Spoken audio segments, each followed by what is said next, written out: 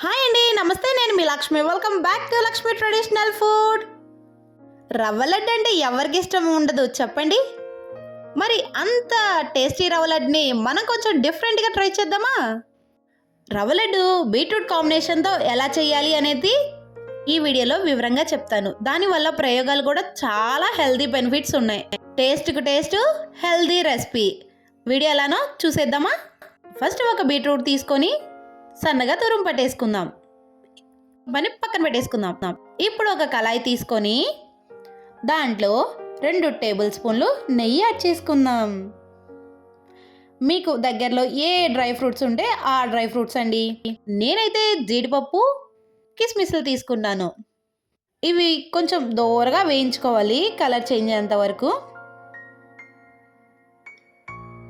చూసారు కదా, ఈ కలర్ రాగాలని తీసి ఒక గిన్నెలో తీసుకుందాం. ఇప్పుడు రవ్వని వేయించుకుందాం. ఇది మంచి కలర్ వచ్చేదాకా వేయించుకోవాలండి.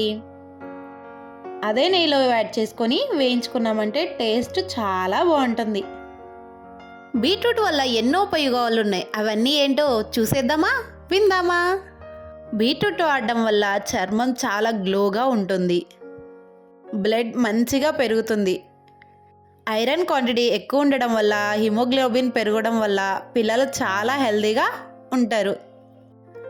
పిల్లలకైతే చాలా మంచి హెల్దీ ఫుడ్ అనే చెప్పొచ్చు.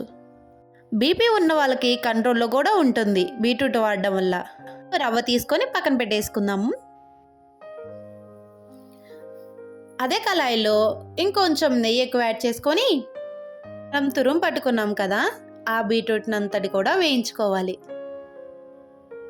బరువు తక్కువగా ఉన్న వాళ్ళకి కూడా మంచి హెల్దీ ఫుడ్ అండి ఇదైతే.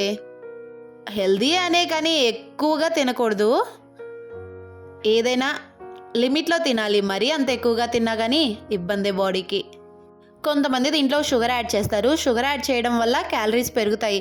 సో షుగర్ అయితే నేనైతే యాడ్ చేయడం లేదు కదా, ఇలా వేగితే సరిపోతుంది. నేనైతే ఇప్పుడు పటిక బెల్లం తెలుసు కదా, కలకండ అంటారు, దాన్ని అయితే దంచుకుంటున్నాను. పంచదార కన్నా పటిక బెల్లం చాలా మంచిది పిల్లలకి. సో అందుకని నేను పటిక బెల్లాన్ని వాడుతున్నాను. ఇప్పుడు రవ్వ, వేయించుకున్న బీట్రూటు, పటిక బెల్లం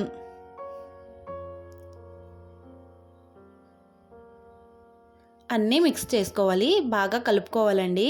కలుపుకున్న తర్వాత డ్రై ఫ్రూట్స్ ఉన్నాయి కదా, ఆ డ్రై ఫ్రూట్స్ కూడా యాడ్ చేసుకొని ఇలా ఉండ చేసుకోవడమే. ఉండవట్లేదు అనుకుంటే కొన్ని పాలు యాడ్ చేసుకోండి. చూసారు కదా, ఎంతో easy and tasty healthy recipe అయితే రెడీ అయిపోయింది. వీడియో నచ్చినట్టయితే లైక్ చేయడం మర్చిపోవద్దు. ఇంకా మన ఛానల్ చూస్తూ ఎవరన్నా సబ్స్క్రైబ్ చేయడం మర్చిపోయింటే సబ్స్క్రైబ్ చేయండి. మీరు చేసే లైక్, కామెంట్ వల్ల ఈ వీడియో మన నలుగురికి షేర్ అవుతుంది. ఇంకా మీకు ఏమేమి వీడియోలు కావాలో కామెంట్ సెక్షన్లో కామెంట్ చేయండి. ప్రతి వీడియోలో ఒక పొడుపు కథ అడుగుతాం కదా, అలాగే ఈ వీడియోలో కూడా ఒక పొడుపు కథ అడుగుతున్నాను. నోరు లేదు కానీ మాట్లాడుతుంది, చెవులు లేదు కానీ వింటుంది, ఎవరిని పిలిచినా వెంటనే వస్తుంది. ఏంటో కామెంట్ సెక్షన్లో కామెంట్ చేయండి. మళ్ళీ నెక్స్ట్ వీడియోలో కలిసేదాకా వీడియోని వాచ్ చేస్తూ ఉండండి.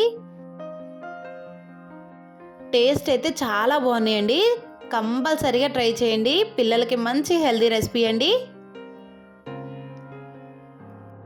మీకు ఎలా వచ్చిందో కామెంట్ సెక్షన్లో మీ ఫీడ్బ్యాక్ నాకు కామెంట్ చేసి చెప్పండి. Thank you for watching.